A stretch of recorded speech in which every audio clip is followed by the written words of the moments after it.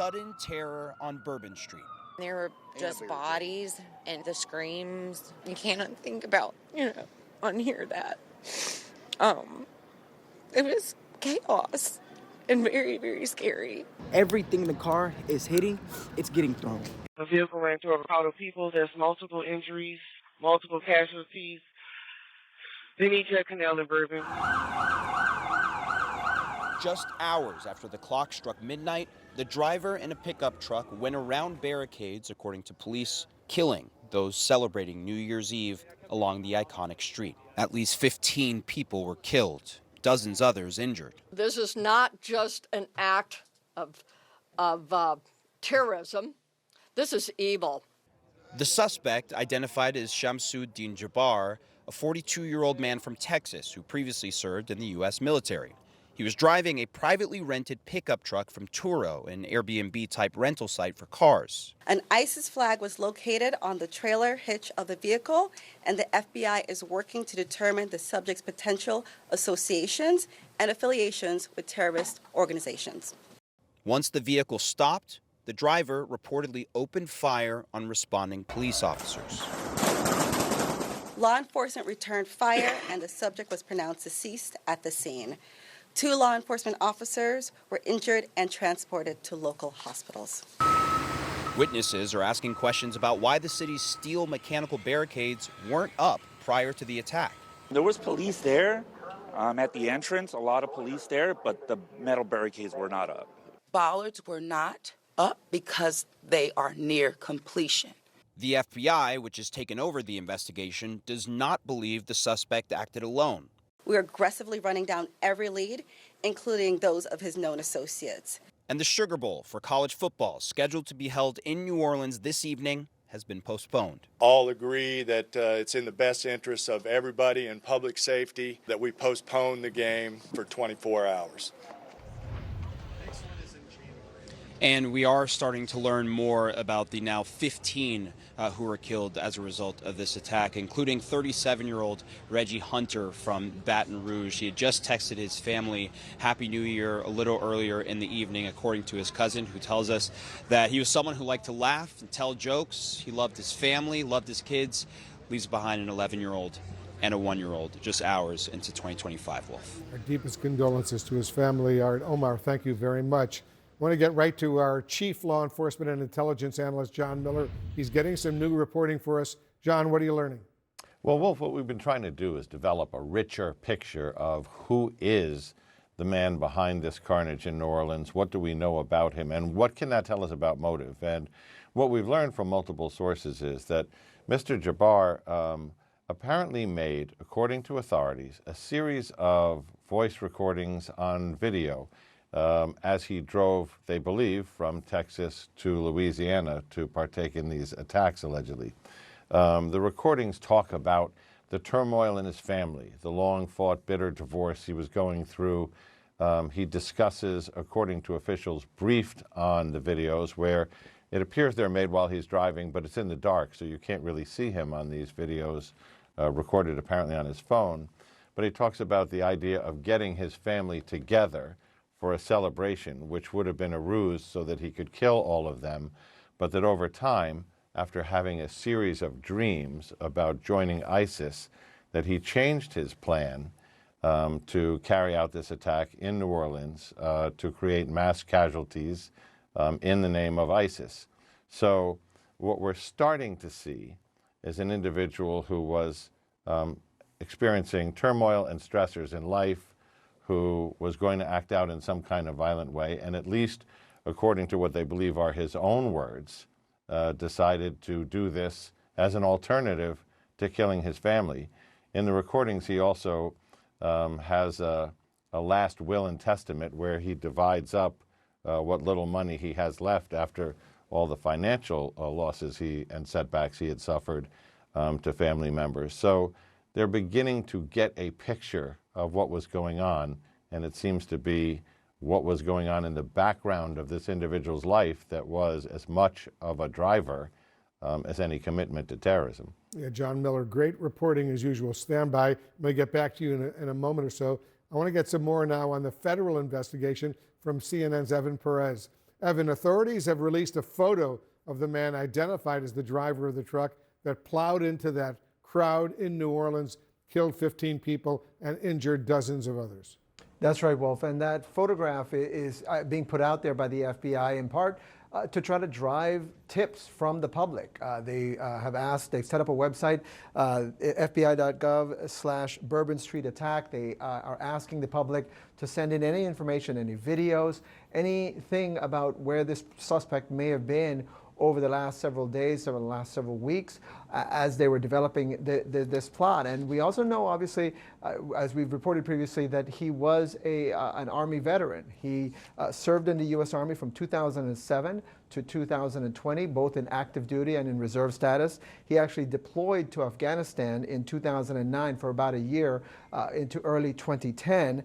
And, again, part of the picture, as John was just describing, is coming into focus now for the investigators. A lot of his problems and whatever might have been his motivation to then associate with ISIS, which is clear, according to the investigators, that is exactly what his intent was, again, is what's driving all of this. Wolf? And I know, Evan, you're also getting clarification from law enforcement officials on possible accomplices.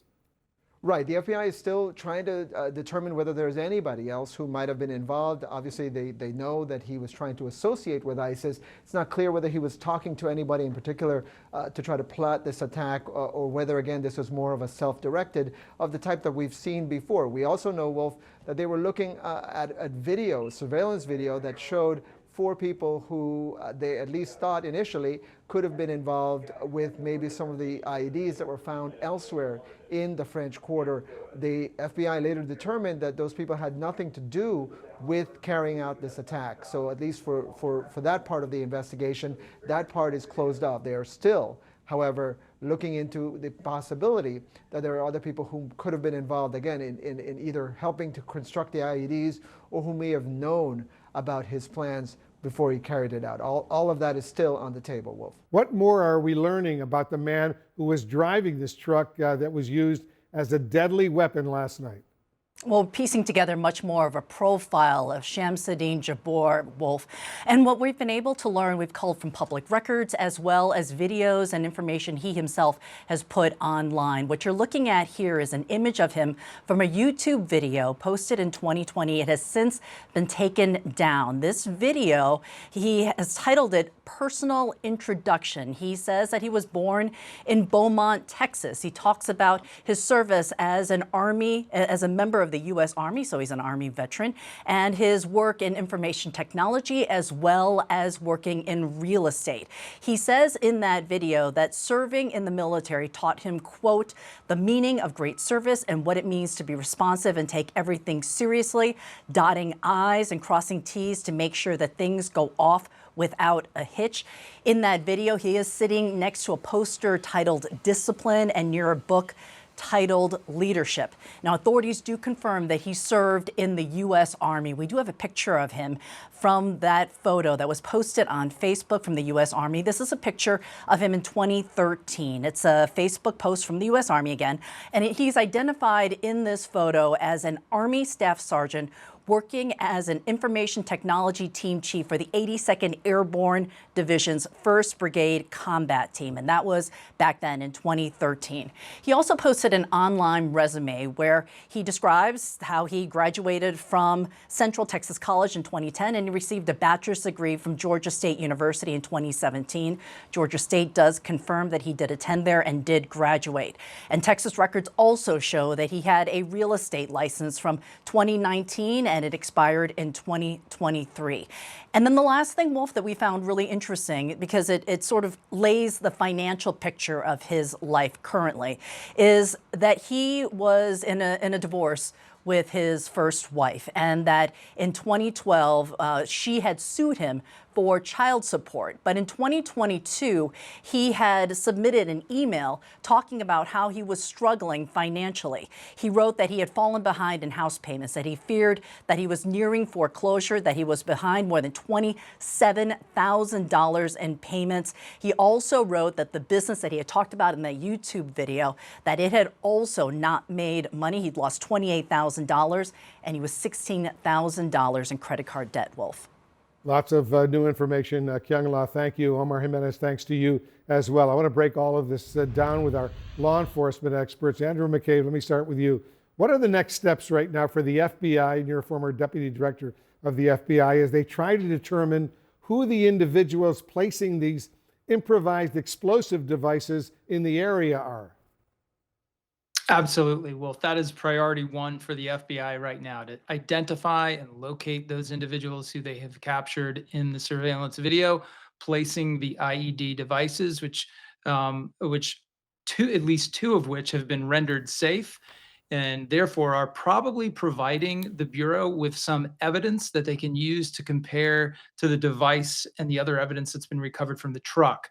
And so they may have a solid forensic connection between the IEDs, which would only confirm their suspicion that those three men and one woman are related to or working in concert with the driver of the truck. So that's the biggest potential threat the Bureau is probably focused on right now. And they are doing all the things that we have seen in these sorts of situations in the past. They are scouring video coverage to try to locate those folks and track their movements last night as they led up to the moment of placing the IEDs. They're trying to locate places to search. They're trying to locate individuals who might know something about those folks. So it's a lot of activity going on focused in that direction. Critically important information they got to find out. Mary Ellen O'Toole, you're a former senior FBI profiler. What could these IEDs tell you about the perpetrator's intention? Does that suggest to you that a larger attack was indeed planned? Certainly, and thank you for having me on. The IEDs will be very important, both from a behavioral as well as a forensic perspective.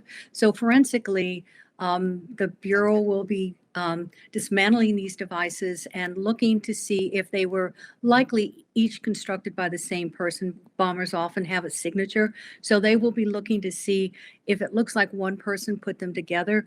They'll also be looking for things like fingerprints and DNA that is left over on these devices. That becomes extremely important.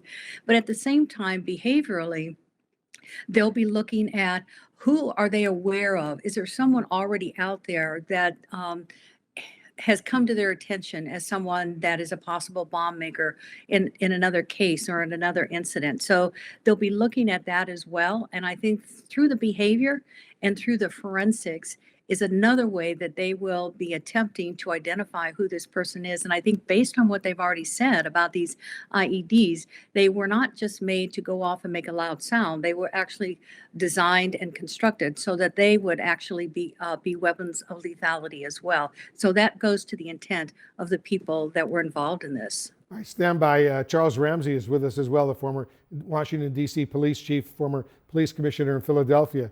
Chief Ramsey, what are the challenges for law enforcement right now as they try to secure the French Quarter in New Orleans while conducting this investigation? Well, first of all, we all know the French Quarter goes beyond just Bourbon Street. So you've got a pretty wide area that I'm certain that they are searching and trying their best to secure.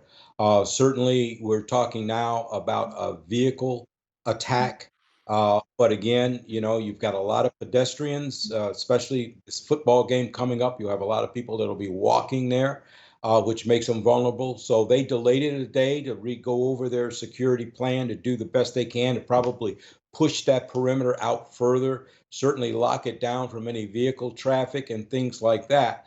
Nothing's going to be 100%. I mean, that's just the way it is. But clearly, the steps that were taken yesterday or early this morning were insufficient. When you look at that one video, the way the truck was able to just easily maneuver past that patrol car, they're going to have to reevaluate an awful lot when it comes to securing major events. Good point. Andrew, let me go back to you. Investigators have also found writings that support investigators' view right now that the suspect was inspired by ISIS. How critical is that in this investigation? Well, Wolf, it tells us a lot about what brought that person to that moment in time, and it can also tell us about others who they may have interacted with, people they may have prepared devices with, they may have prepared for this attack with other people, trained with other people, received support from other people. So everything that this subject wrote left behind in terms of his own writings, his own activity on any devices, any electronics devices, telephones, that sort of thing that may have been seized through the searches we've seen taking place throughout the day. All of those items are going to help them get one step closer to the 4 other people they know they have to find, and potentially others.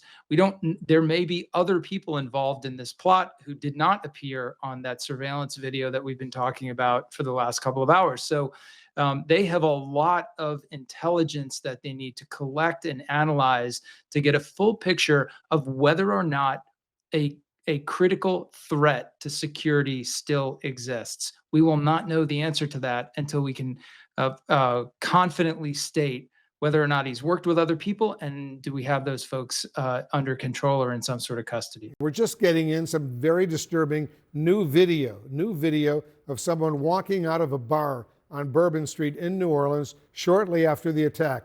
I want to play that for you and for our audience. Watch this. What the f***? This does.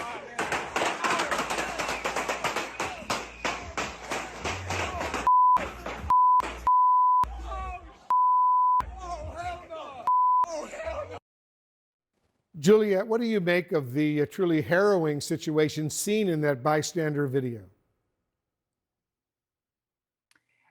I mean, I think what you're seeing is people who are trying to get out of a car going, I think at this stage they're measuring over 40 miles per hour, and getting them just simply out of the way of the vehicle. And this is why the question of the permanent barriers is going to come up, because look, these security measures always have to be upgraded, and we're hearing that this was a security upgrade, possibly in anticipation of the Super Bowl in a couple weeks. But New Year's Eve came before that, and so if you have barricades, temporary barricades, permanent barricades, and then the third level tends to be sanitation trucks or whatever, you have that layered defense. All of them are intended to essentially try to slow down a car.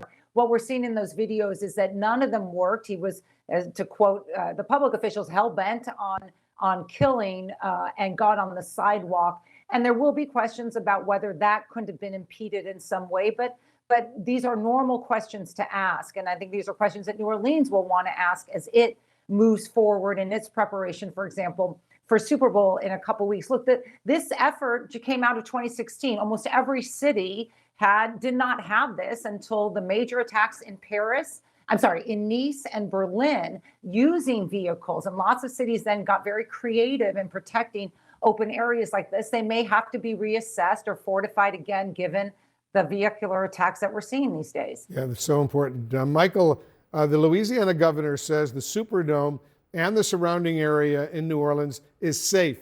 How can they be so sure about that if they don't think the attacker was necessarily solely responsible? Well, we know we're looking for potential other offenders who could have helped him, but they're sweeping the Superdome multiple times to make sure there are no explosive devices. Just like when Super Bowl and Sugar Bowl are there as many times as they've been there, we create ingresses and egresses that are secure, and people get searched and checked on the way in. And I am sure now that they are going to create an ingress plan that does not allow any vehicles other than people who are authorized to come in, and those are going to be checked, to come into that area. Everybody's right. In 2016, when this happened in Nice, the mayor of New Orleans said, I want to fortify this area, and we then invested in those bollards to be put up there. But we also use big trucks and other city vehicles to really fortify the area. They're going to be doing that again for Sugar Bowl and again for Super Bowl to make sure only people who have to come and can come and are authorized to enter an area can be there with vehicles. CNN has just obtained surveillance video showing the moment that a suspect drove a pickup truck onto Bourbon Street in New Orleans. Now, before we show this, we do want to warn you, it is disturbing because this is the beginning of the attack that killed at least 10 people and injured 35 more. This clip is showing Canal Street at 3:16 a.m. local time. The truck is seen going north with a large pole attached to the rear. The suspect then passes what appears to be a law enforcement car and then rapidly turns right onto Bourbon Street and accelerates through a group of people. Let's go now to CNN's Tom Foreman. Tom, you spent many years in New Orleans. Help us understand the magnitude of what was happening in the French Quarter at the time of this attack. Well, Bourbon Street in the French Quarter really is the heart of this city that lives on tourism. If you look at what happened to the approach to this, this makes it look smaller than it is in some ways. You see this come up this road here and turn. This is over here on Canal and turn in. And then when it starts moving into this area, this is all the French Quarter in here. The actual, when it says it hits the crowd here, if you look at the pictures, it actually seems to have gone further than that before it actually reached a stopping point somewhere up in here, so about 3 blocks. So this is a 4,000 to 5,000 pound vehicle. It's an electric vehicle and accelerates to 60 miles an hour in 4 seconds. So there would be a tremendous number of people here, especially during Sugar Bowl time. And this is not that far, actually, from the Superdome, which is right over here. You could wind your way over here pretty quickly to get where it happened. And many, many, many tourists here because of the hotels that are there, the restaurants that are there, the clubs that are there, the bars. This is a busy, busy, busy area anytime. And one of our witnesses said, typically, even on New Year's Eve, you see the crowd spread out a little bit after midnight. Some of them said, really at 3 a.m., it was still pretty much the way it had been. So a tremendous number of people. If it had not run into that red crane-like device you see, if the truck had not hit there and had kept going, the crowds down here on Bourbon would have only grown more dense, and who knows how heavy the damage would have been, how many people would have been killed. Real key here, though, one thing I want to point out, the city started this program to replace what are called bollards. You've been hearing it all day long. The bollards are these metal posts here that are rising up. They started this back in November to put in new ones because the old system wasn't working well enough. The purpose of these is to stop people from being able to drive down that street. Usually they're retractable in some fashion. That process was underway with a goal of having it done by the time of the Super Bowl, which is going to be a little more than a month from now. It was not complete. One of the complaints they had was that the truck went up on the sidewalk around a police car that was here, obviously completely an inadequate stopgap measure, and that's why it's the way it is. And now they've got Mardi Gras coming up and Jazz Fest coming up, more big events, millions of people here, and they haven't shown yet they know quite how they're going to deal with this kind of threat. Ed Lavandera is in Houston with more on the suspect's ties to the state. What are you learning, Ed? Hi, Pamela. Well, for several hours this afternoon, a number of law enforcement authorities have been here in this far North Houston neighborhood that has been cordoned off. And according to local officials and FBI officials, they have been searching a home that address is connected to this suspect that carried out the terror attack in New Orleans. FBI officials also confirming that this search is related to that investigation. And as you mentioned, we are learning more about this suspect, who in several various sources that we've been able to comb throughout the day, the suspect had been battling some financial troubles, worked in real estate and information technologies systems, and studied that as well. But in court documents we've been able to reveal, he talked about the financial struggles that he had been going through in recent years. From 2019 to 2023, he had a real estate license here in Texas. But in court documents connected to he was sued by the mother of 2 of his children back in 2012 over child support payments. And in some of those documents, we've learned that in recent years, he talked about being carrying debt of nearly $30,000, owing credit card debt, and also struggling to make payments on his home. We've also come across a YouTube video that was posted back in 2020 about the time that he was getting into real estate here in Texas. The video is described as a personal introduction, and this is what he said on that video. So I'm born and raised in Beaumont, Texas, and now live in Houston. And I've been here all my life. with the exception of traveling for the military, where I spent 10 years as a human resources specialist. And Pamela, you know, this is back here in this North Houston neighborhood where officials here have been very tight-lipped throughout the day, not saying much exactly as to what has been happening here at this search, but that this search continues and it's been going on for several hours now. Pamela? All right, thanks so much, Ed. I want to go now to former FBI Supervisory Special Agent Rob D'Amico. Rob, Ed just laid out the suspect and his history. How does someone like that become so radicalized and do something like this? Well, I think part of it is these groups are very good at getting to people that want to blame someone. It goes across the board. He was having tough times. I think there's probably some mental illness that's going to come across the radar with him, but he's going down a slope. He wants to blame someone, and these groups are great for placing the blame on others and then getting them to act on it. We've seen it in the white supremacist movement. We've seen it in the terrorist groups. They're very good at that, and that's how they recruit them, and then that's how they get them to take action. So I think you're going to see probably when it started to the spiraling effects that we saw from him finally taking action. Obviously, if he's planning to kill his family, the mental health issue is there too, and I think it's a combination. Yeah, he said in the recordings, according to our John Miller, that he at first thought about bringing his family together for a celebration and then killing them. And then he decided to move off that plan and join ISIS. I want to show you this video, and I just want to warn all of our viewers here. It is graphic, and it shows Canal Street at 3:16 a.m.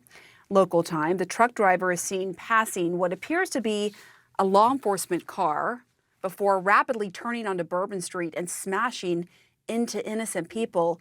When you watch that video, is there anything that stands out to your trained eye?